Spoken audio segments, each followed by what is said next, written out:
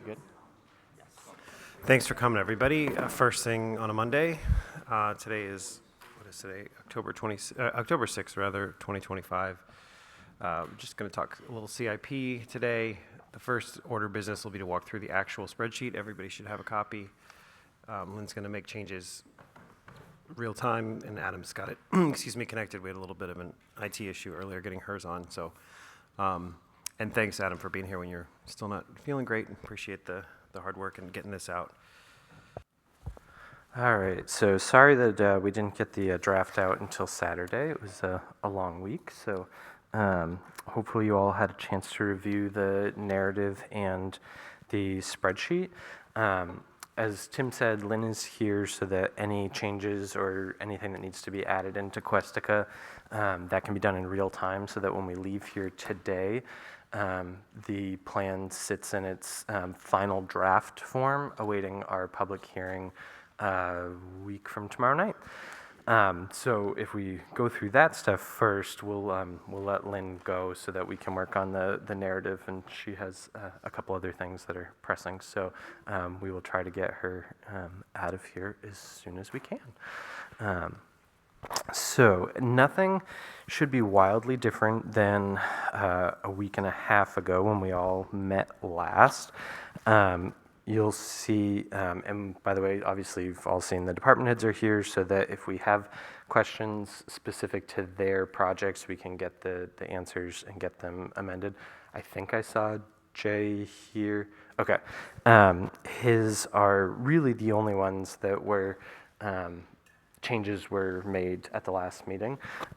So I think making sure that everyone is on board with where those things landed. And it is somewhat inconvenient that things don't fall in succession when they're related. Lynn and I are still trying to figure out the coding to get them to drop in a more methodical manner. But if you see about halfway down the front page, the fire station expansion landed in the 2031, and then the bottom line there was the planning and design landing in 2030. And then on, I believe it's the next page, where the actual ladder truck is, on third from the bottom in 2032. And so that was the succession that we landed on at the last planning board meeting. That was really the last of the major changes to happen in here. Anybody have any questions? Or Jay, do you have any thoughts? Or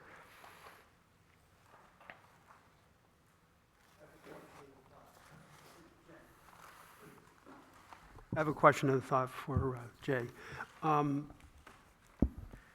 It might be prudent for, well, let me ask the financial one first, Jay. The $85,000 for the inspector car vehicle, why is it $85,000 for that type of vehicle? And probably we covered this before and I forgot. So we put that as a placeholder. When we look at the breakdown of what the actual vehicle would cost, and I don't have the breakdown, I apologize with me, of generally speaking 40-something thousand for the pickup truck. There's the cap, there's the lighting, there's the radio communications. All of those actually add up to around 77,000. Okay. So the 85 was sort of a placeholder based upon what other vehicles were between the police cruisers and the DPW vehicles that they've purchased as of late, but it looks like it's right around the 77. Beautiful, okay. My suggestion is in the narrative of the fire department, we add a note indicating that the vacated bay, which will be available from the construction of the new bay. Yes. Will be used for a bunch of things. And you articulated those in the last meeting. Yeah. I just thought it might be helpful to give a sense that there's some kind of projected use for the space.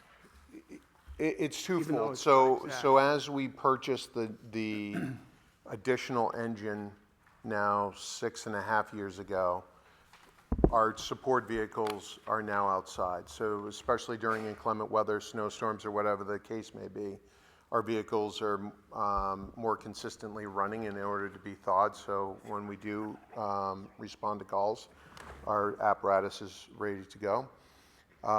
So certainly I think that support vehicles would be stored inside, but I also then think that looking forward, especially with New London Hospital having some sort of MOU, they currently staff 2 ambulances. If an ambulance is in Sutton at a motor vehicle crash and you have a transfer going from New London Hospital up to DHMC for a STEMI, that leaves this area vacant, 7 towns that they're covering. My recommendation, and obviously this is sometime down the road, would be to have an MOU with New London Hospital instead of the town of New London buying a $500,000 ambulance.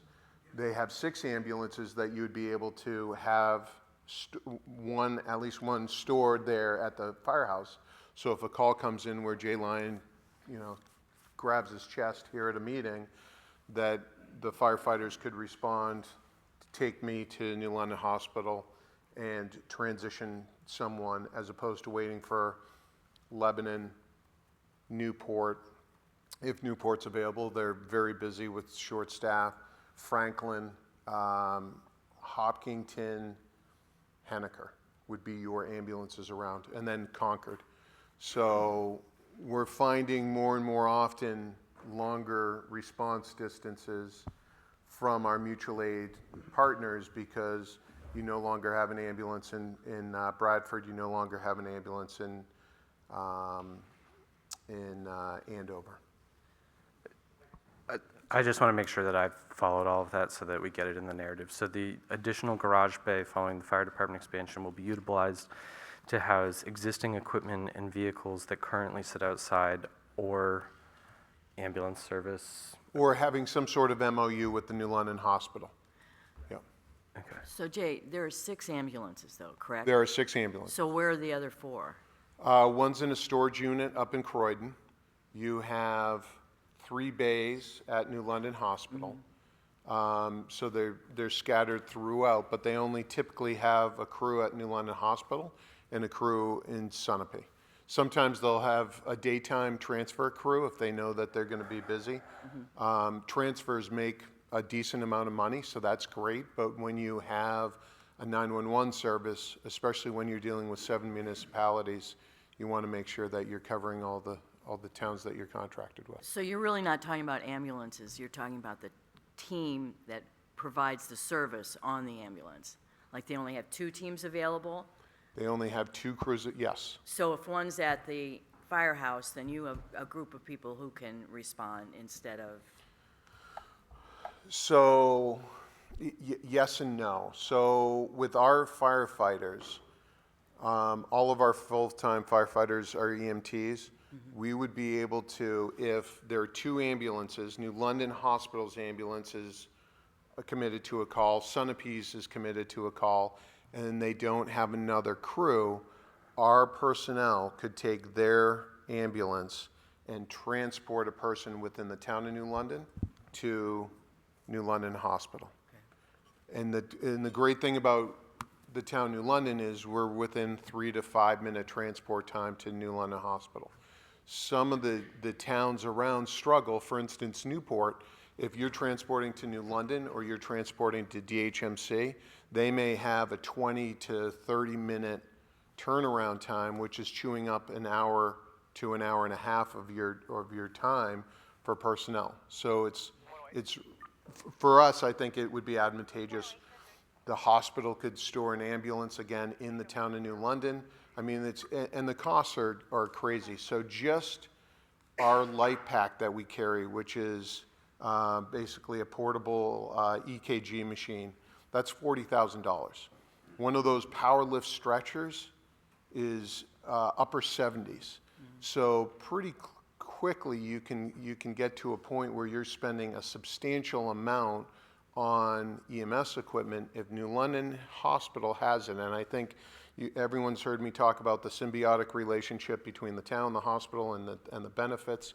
I think that's hugely important, and I think that this is a way to continue that relationship and partnership as a backup for the town of New London.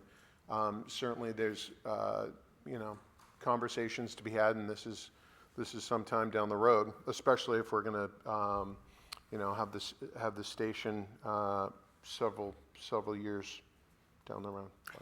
Jay, can I ask one more thing? Do you want to continue? Yeah, in this vein. So Sunapee has an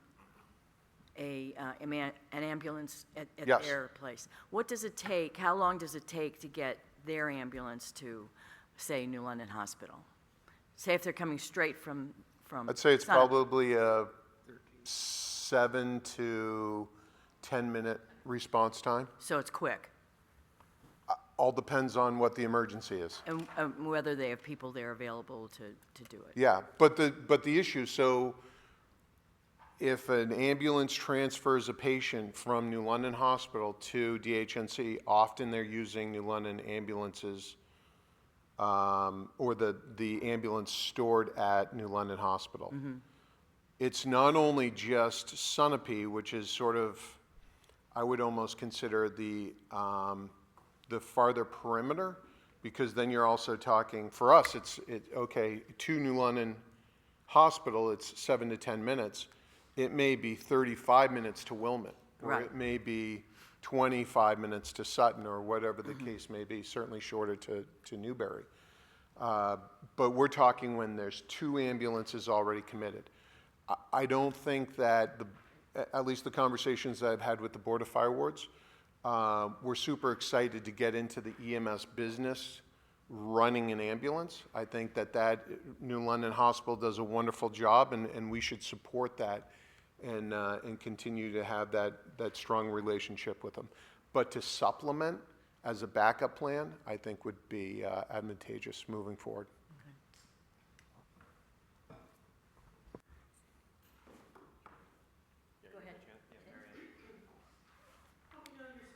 Jay, and I know I've missed a couple of meetings lately, so forgive me if I'm plowing old ground. Are you saying that you need a memorandum of understanding with the hospital in order to man or, add staff to their ambulance and utilize their ambulance?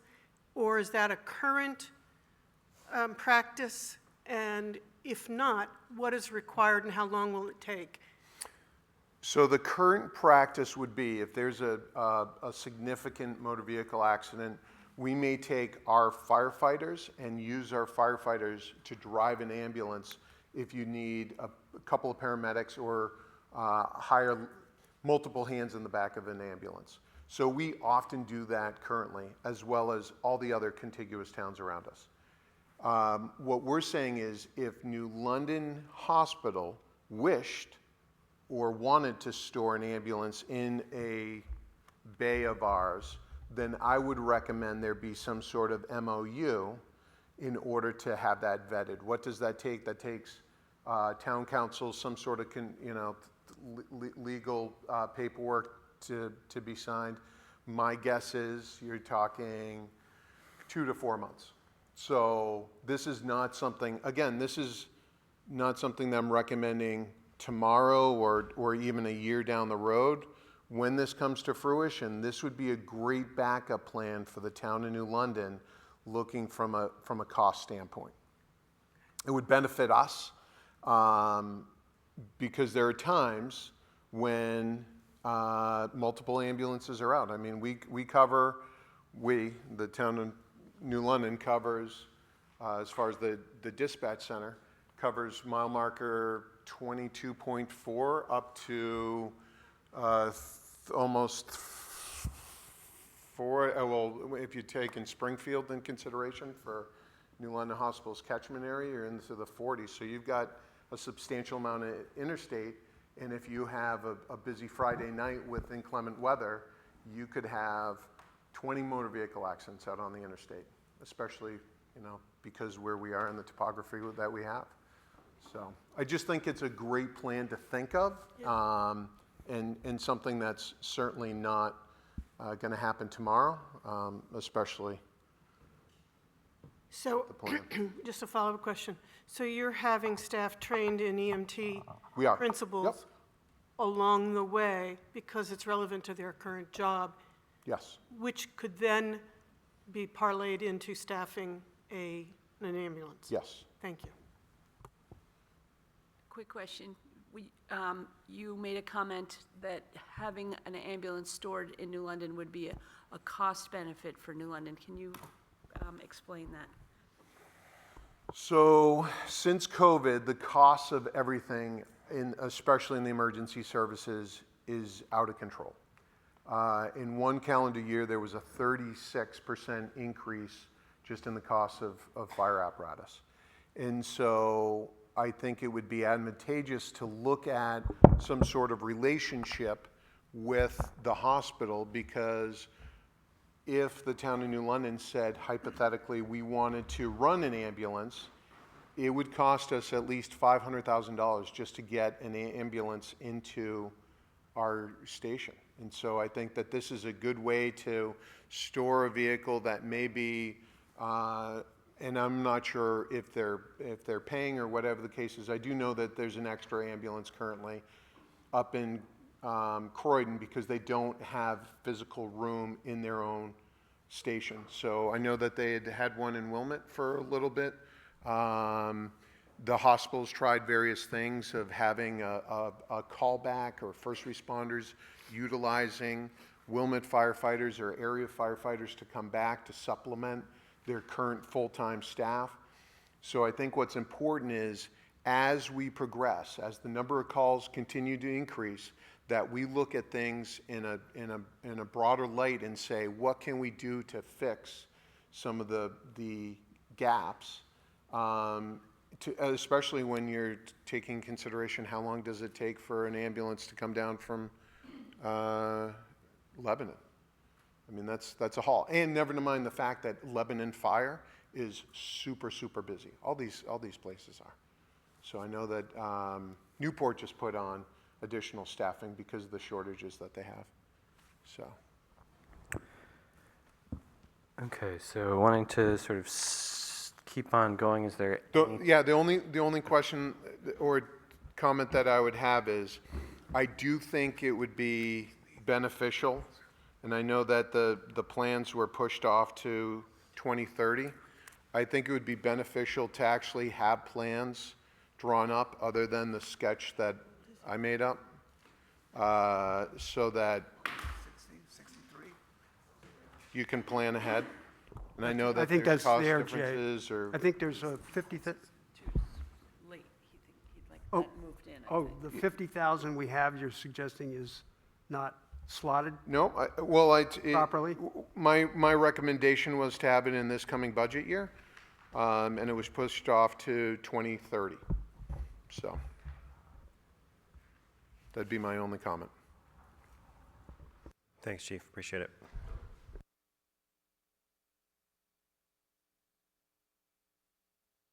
Anybody have anything else or changes on the fire department before we move on? Okay. The next thing is something that I talked to Chief Cobb about on Thursday, which was the potential, obviously understanding that the police station sort of fell behind Public Works in priority and timeline. Are there any projects that have been being put off, for lack of a better word, in this building, waiting for the new building that may need to be done? So she was putting together a couple of things for us. Sure, yes. One of So them. Lynn, I'm sorry to interrupt you. That's okay, Adam. Lynn, this may be where we add in a new project.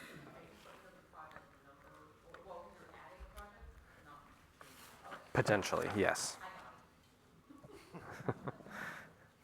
Do you have it? Good, because I don't know that I, okay, It- So there's a couple of things just having to do with the building itself that we have experienced more and more often. And today is a prime example. Over the weekend, you know those little door keypads you see at the door, at a lot of the doors. So one of them is down. So everything from the front door all the way back to like the detective's office to the officer's area, those door keypads are just not working this morning. So thank goodness we have a couple of master keys, but we had somebody show up at work today and they couldn't get into their office for the first however long they were here. So it might be a battery issue. We haven't even had time to diagnose it, but those are just some of the things that that we're dealing with. But that whole system, in and of itself, it's made by Hirsch Electronics. And Hirsch Electronics decided to drop our vendor as a client who services that type of equipment. So we've had to get some new quotes and things for door access, basically. And some of those quotes I've received range in price from, I think one of them is $39,000, so $40,000. I saw one that was $75,000 to get and update new keypad access or like key card access. We need security on the doors, on all of the doors. So we're in the process of doing that because we had learned that it wasn't going to continue to be serviced. And like I said, again, Hirsch Electronics said, well, you could continue with that, but the closest people to come up and service it are Boston or New York City. So I didn't really want to pay for labor coming from New York City.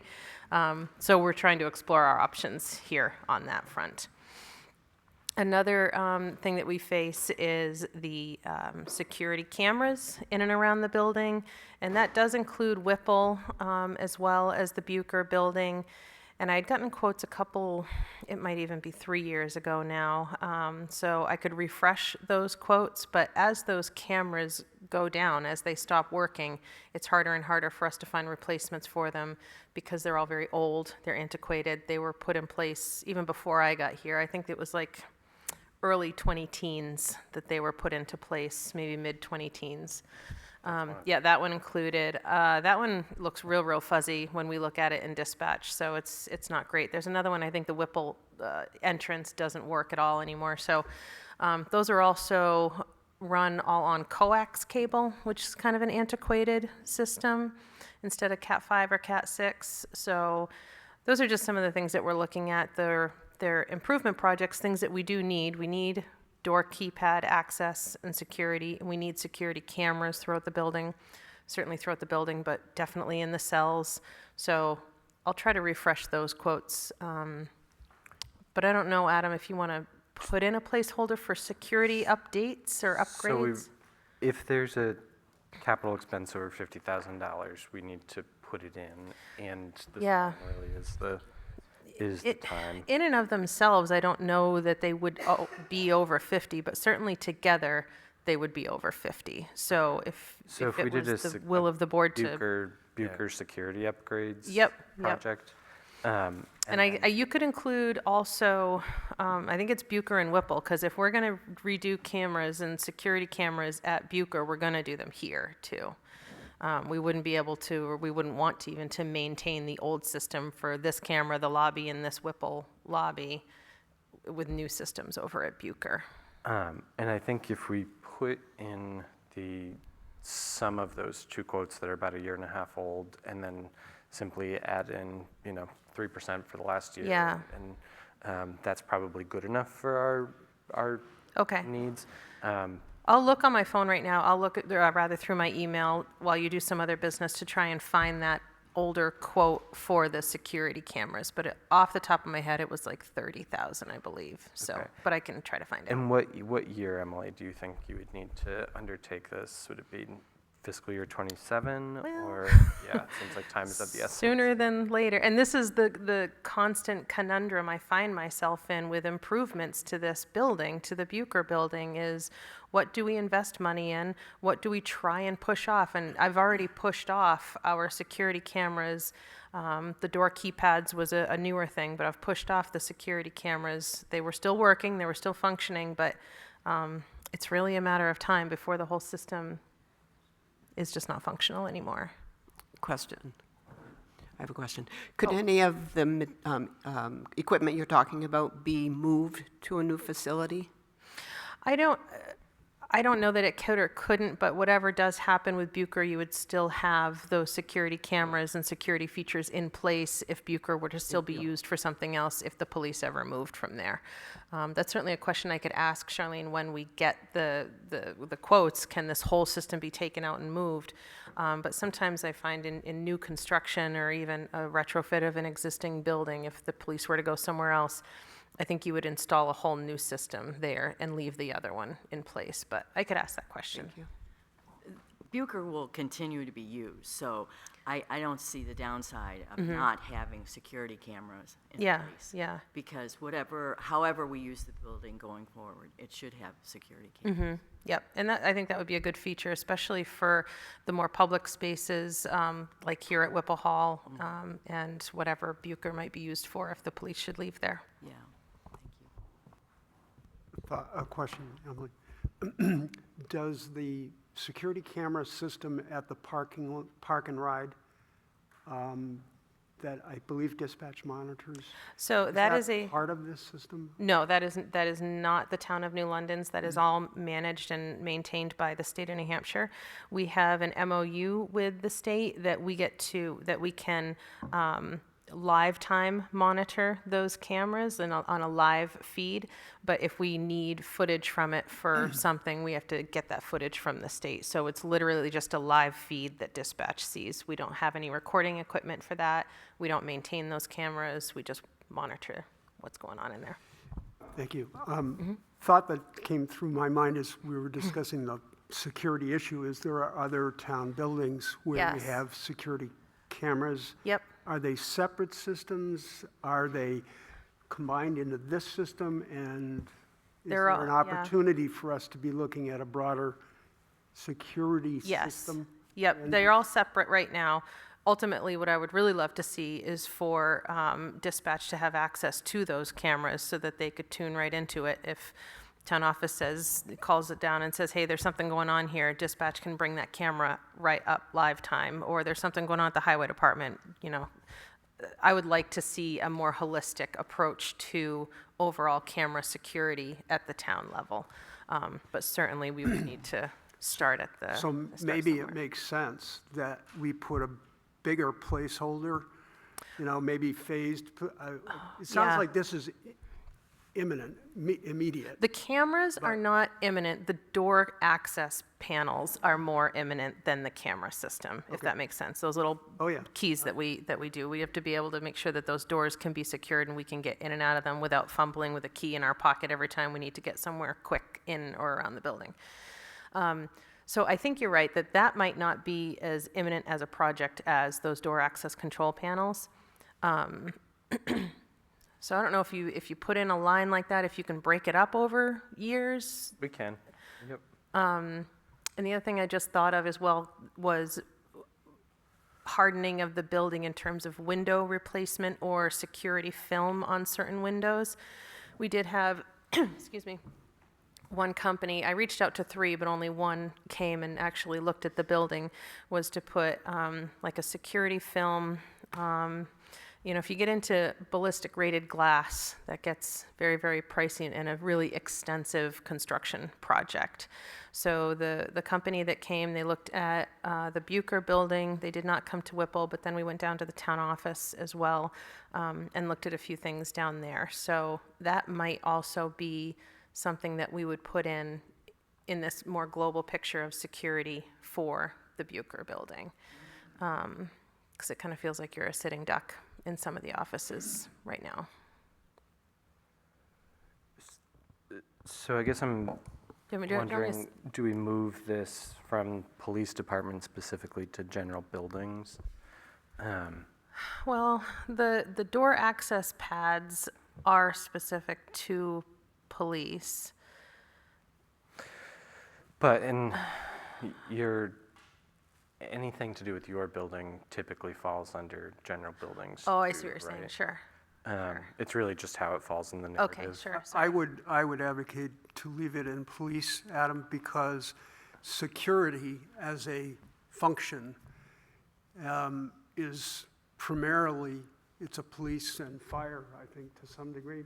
I'm not sure, I don't want to overstate it for fire, but certainly for police. So if we're talking about looking at an integrated security system for all of our buildings, the primary control and the monitoring and actual utilization is going to be out of police.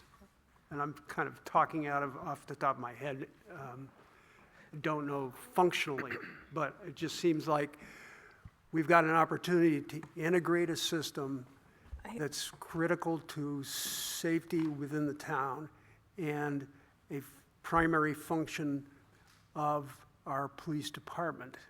So I would opt to leave it in police because that's where the primary responsibility and functionality would be managed. Okay, so I think Lynn, when you put it in, I think the pull down is still going to have to be general government buildings. Yeah, general and then government we can buildings. just call it security upgrades, and then in the description, we can say specifically keypad and camera system for police department and Whipple Hall, and then general security upgrades to other town buildings like window hardening. And then where it falls in the actual descriptive narrative can be under the police department, similar to how the fire department expansion is coded as a general buildings, because that's how the software is, but it falls in the fire department's narrative, if that works for everyone. I have a And then, let me just finish, sorry. And then we just really have to get the totals in there today so that this, Okay, the I'll do public some- hearing I'll is sit down and a do some week math. out, so we have to get this on the Okay. website. I mean, it's going to be estimates, and like I said, the other ones were Everything, a yep. couple that's years old. fine. Okay. Yep. Okay. And as long as everyone here is okay with us adding those totals in after this meeting, okay. Yeah, makes Okay. sense to me. I do have a question about whether the door keypads are urgent and should not go into this plan, but should be done soon. Yes, and actually, I've talked to Lynn about this, a little bit about those door keypad access. If the quote, I'll just use an average of $50,000, is that something that we already have existing in general government buildings capital reserve? Is that the one you referenced? Or Could you use your mic, please? town building capital reserve, she had mentioned. Because, right, if we're going to be faced with not being able to service that equipment over the next year, that's not something that's really a capital FY29 type project. And we do have funds in town building capital reserve if we needed to do that this year, and select board's agents to expend, so we, Okay. if we had to. And that could help inform what we potentially request of the board of selectmen and the budget committee to add back into that capital reserve of town buildings. So if we spend Yes. 50,000, the recommendation could be made to add 50,000 back in, or some measure of that money. Correct. Okay. And I think just the unknown nature of it, we'll put it in if you accomplish it. Oh, okay, this it could year, fall then off essentially the next It's year. there and it's done next year. Okay. I think there's just too much unknown now to not include it, and then Okay, sure. Emily, I think if you go ahead and get a quote and you can line somebody up to do this, then I would come to the next selectmen's meeting where you have that information, because I'm sure it will be approved. I don't think there's any need to wait on this. Yes, I agree, and I'm hoping, like I said, the issue of this morning is a battery issue that we can replace, but I don't know until we get down there to diagnose it. The company that we use is coming on site next week to fix one of the booking doors that was kicked open and damaged quite a bit a couple of weeks ago, so when they're here on site, I'll talk to them about that as well. Thanks, Chief. Thank you. Appreciate it. all right. Adam? So I think then Adam, I'd put that project in just Oh. with no funds, so. okay. So then later today, Lynn, you and I can go in and change it now that it's in there. Okay. I think the last notable change to take a look at was the shift of the DPW complex to fiscal year '28. I think at this point, especially after the pre-bid meeting last week. Bids for design services are due in 2 weeks. The understanding is that it's probably more realistic a fiscal year '28 project, but that fiscal year '27 may need to actually include funding for potential design plans and interim improvements. That there are chances we are able to accomplish that this fiscal year via existing capital reserves, but it's too much of an unknown right now to know what the overall costs of the improvements that may be needed to the lower shop to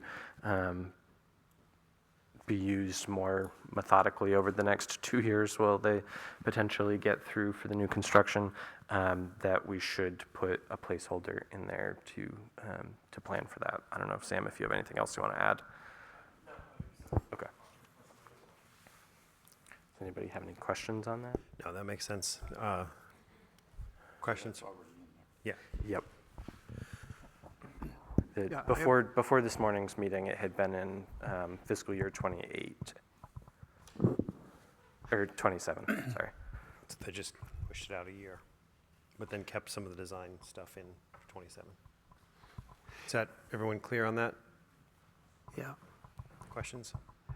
Adam, related to that, the $5 million for the actual complex, that estimate, I think that's one I would footnote or put in the narrative to say the $5 million estimate was derived from 2 site visits of public safety complexes, and we selected a mid-range forecast number of 5 million based upon that.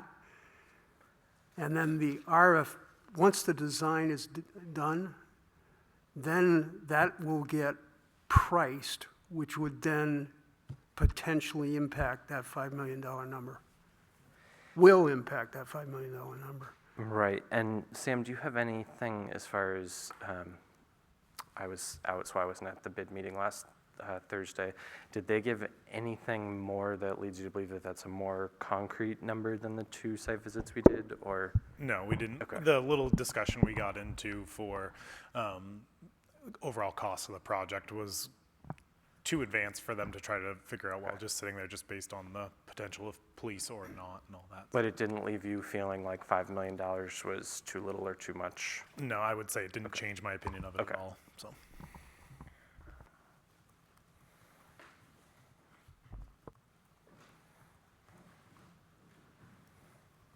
Just give me 1 second.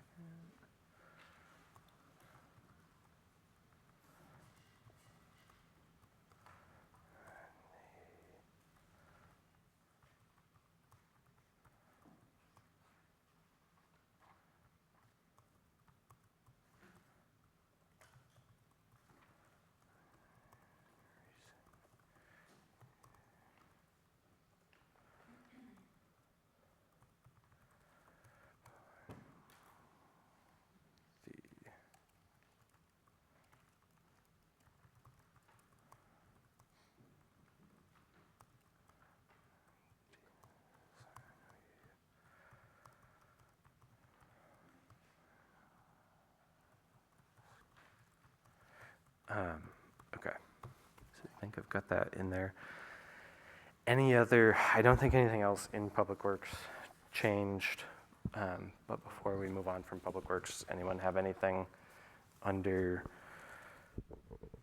general buildings, highway, or sewer? Okay. So the library, we hadn't made any changes in there. There were some issues with the descriptions pulling incorrectly that Lynn and I were able to finally figure out were pulling titles, not descriptions. So we did get those cleaned up, but I don't think there's anything to go over there. And then the Energy and the Conservation Commission still exist in here unchanged from previous years. Really just the the principle of leaving them in there, knowing that there are going to be both energy and land acquisition projects that come along that we need to plan for, though the projects are a bit more abstract at this point, that they're not necessarily tied to particular land purchases. So unless anyone has any other questions, we would essentially motion to move this plan forward to public hearing, and then just with the caveat that the security upgrades figures will be added later today. Yep. And the public hearing is the 14th at 6:30. So we need a motion for that. Okay, motion and seconded. So with that caveat that, as Adam said, that it will be this plus the security numbers to come today. All in favor? Aye. Any opposed? Any? Okay, thank you. Okay, so that part's done, Lynn, if you want to. You're free to run. On the narrative, Thanks, Lynn. were there any additional changes that people wanted to see made? The only big stylistic change, I did reorganize government buildings used to fall as like a separate department, and I reorganized them under the Public Works Department just because it makes more sense just to treat them how we treat sewer and highway. Obviously, the narrative does not cover every project in the spreadsheet. It tends to cover the largest projects and the things that are most soon in time.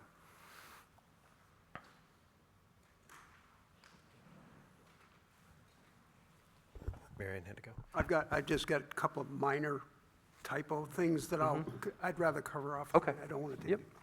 But does not change the intent of the narrative at all.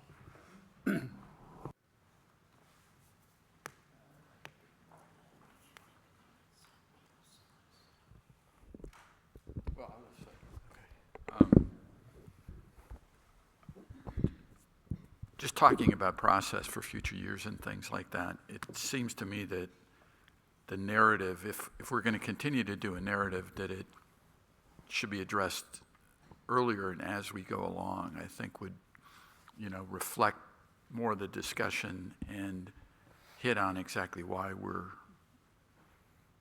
mentioning it. But given the situation we're in, I don't think that we have the stomach to go back and do a deep dive on rewriting or anything like that. I think it covers what we've discussed. Thanks, Paul. Are there other comments from the board on changes they'd like to see in the narrative? I had like a couple little things, but I'll just, sure. They were tiny, so I'm not going to get into them now. Any comments or questions on what people saw? Any area that stood out or something where we were lacking discussion on something?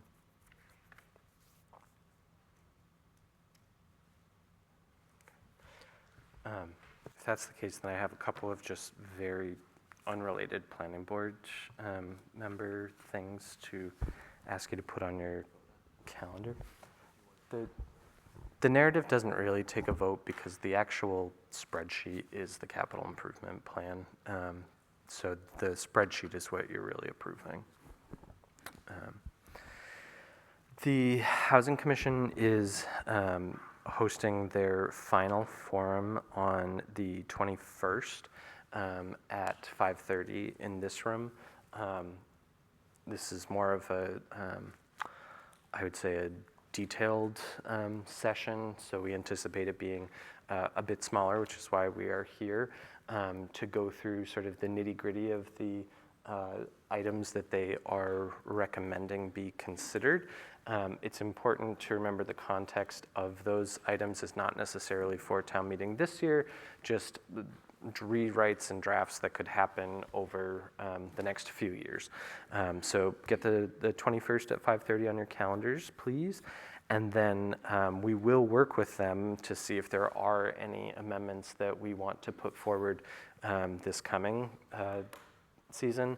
Obviously, due to the timing of their project, we are going to be sort of on a short timeline there. So if you could try to reserve the Friday mornings like we've done in past years, the 31st, the 7th, and the 14th.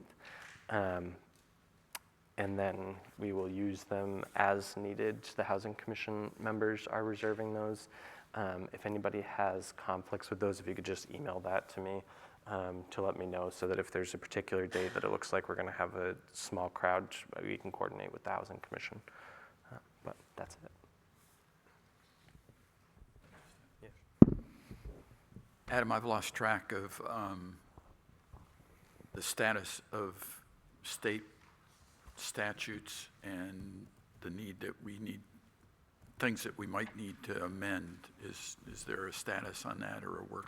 Yep, so nothing is changed from, I think it was back in July when we went through that at one of the planning board meetings, but I'll have those. It's essentially the accessory dwelling unit and the change to definition for how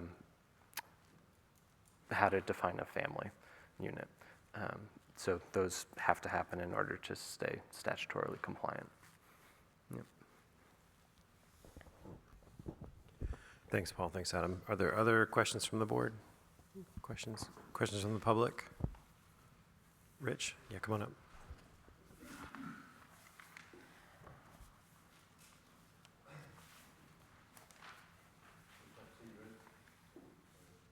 Rich Epstein, resident. So I know you brought up ADUs. So, and I think, yes, I've heard we're only going to make changes that are kind of required by HB 577, the new law that was passed in July. But that would leave many issues, potentially controversial issues, exposed. And I think we would warrant a discussion about that sooner rather than later, because it was a controversial topic in the past, and it could likely be a controversial topic this time too. Yeah, I mean, as far as the level of controversy that it could be, there's very specific things we have to change. You know, certainly there was a lot of, the last round, a lot of confusion, I would say, over the things that we have the power to control and things that we don't. Not really prepared to, you know, get into any of that this morning. This was a work session specifically for CIP. But I think we will do our best to explain, to make sure people understand the things that we can control and the things that we can't.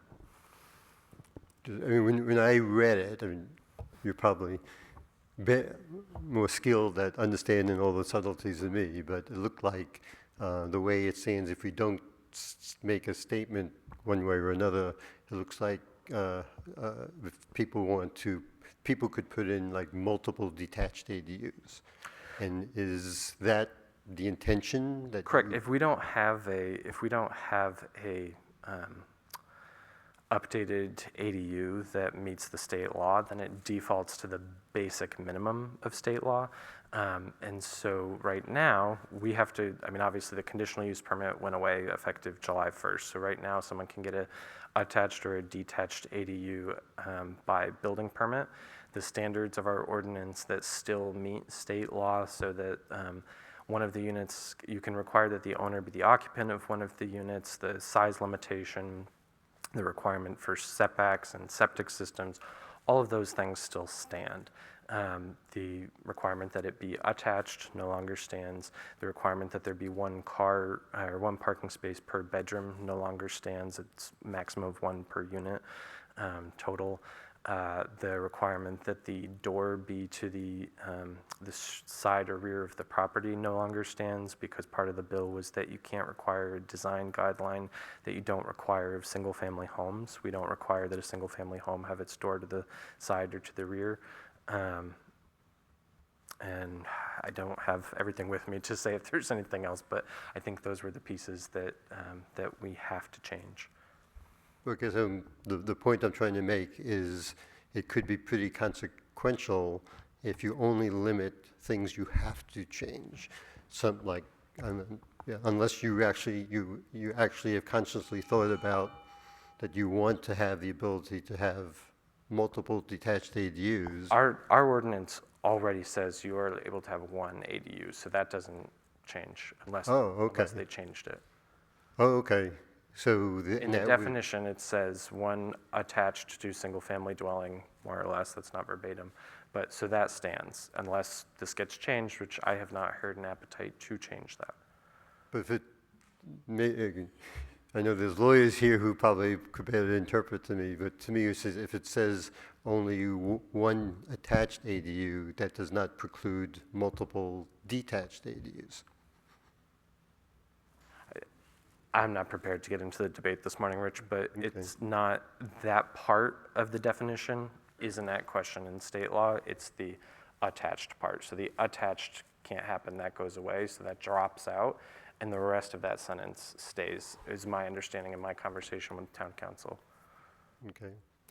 Last time, one of the controversies was the limited amount of time that people felt that they had to kind of go over and discuss the topic of ADUs, because I know towards the end, you can't make changes to the warrant articles. I guess I'm trying to encourage it become, an open discussion sooner rather than later, so people could discuss the subtleties where it might result, given you haven't even publicly started talking about what exactly the changes that you're likely to make. Yeah, so if I hear you, you're just saying let's get started early, so we have Yes. plenty of time to talk about it. Duly noted, yeah. Thank you. Thank you. Are there other questions from anyone on the board or the public? Okay, well, thank you, Adam, for getting this out when you've not been feeling great. Speedy recovery. Thanks all to the town department heads who are here to help out with this and to weigh in for us. We really appreciate it. Thanks to Charlie and BB and all the other folks who are honorary planning board members for this, and we appreciate that. And thanks everybody for showing up on a Monday morning. And Charlie and BB, you guys are more than welcome to attend our public hearing next week, but we also understand if you have other obligations than a planning board meeting. Right, you may have. 14th, yep. So we just need a motion to adjourn. Second, all in favor? Aye. Thanks, everybody.